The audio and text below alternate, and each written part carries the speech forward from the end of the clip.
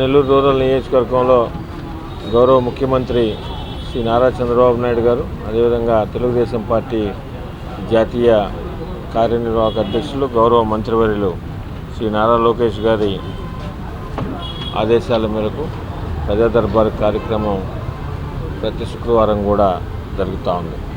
ప్రజా దర్బార్ కార్యక్రమంలో వచ్చిన వినతులు, ఇది రోడ్లైనా ట్రైన్లైనా, అదేవిధంగా కరెంటుకు సంబంధించి కానీ, పార్కులు కానీ, శ్మశాన వాటికలు కానీ, ఇవన్నీ కూడా ఏదైతే ప్రజలు ఇస్తున్నారో అవన్నీ కూడా సమస్యలు పరిష్కరించేదానికి నెల్లూరు రూరల్ ఎమ్మెల్యే ఆఫీసు అన్ని విధాల శక్తివంచన లేకుండా ప్రయత్నిస్తూ ఉంది.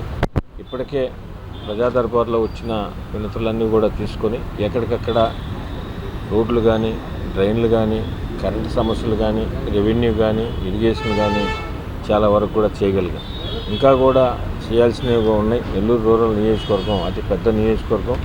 ఎప్పటికప్పుడు నియోజకవర్గం పెరుగుతూ ఉంటుంది.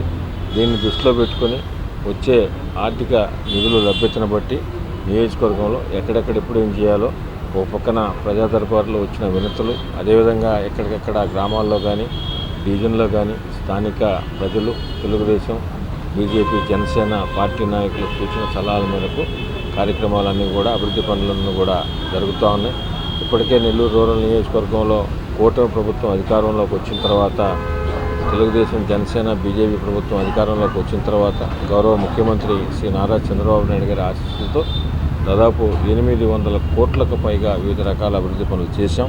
ఇప్పటికే చాలా వరకు పూర్తయినాయి, కొన్ని జరుగుతున్నాయి, కొన్ని జరగాల్సినవి కూడా ఉన్నాయి, ఇంకా కూడా చేయాల్సినవి కూడా ఉన్నాయి. అవి కూడా తప్పకుండా చేస్తామని మీ ద్వారా ప్రజలకందరికి కూడా తెలియజేస్తూ, ప్రత్యేకంగా నెల్లూరు రూరల్ నియోజకవర్గంలో మాకు అందరికి కూడా ఒకటే లక్ష్యం, మా జెండా కానీ, అజెండా కానీ అభివృద్ధి అనే నినాదంతో ఈ నియోజకవర్గాన్ని గత 2 సంవత్సరాల్లో కూడా ముందుకు తీసుకెళ్తున్నాం. భవిష్యత్తులో కూడా అదేవిధంగా తీసుకెళ్తాం. ఇప్పుడు ఏ సమస్య ఉన్నా నెల్లూరు రూరల్ నియోజకవర్గంలో ప్రజా దర్బార్ కార్యక్రమం ప్రతి శుక్రవారం కూడా నిర్వహించబడుతుంది.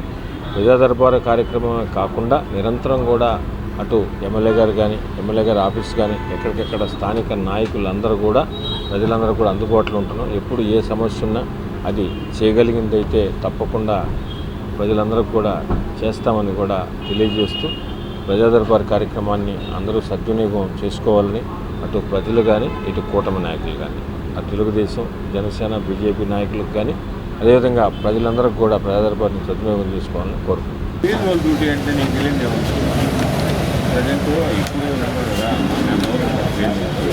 మీ సైడ్ నుంచి పంపేయండి, నాకు జెరాక్స్ కాపీ ఇచ్చేయండి.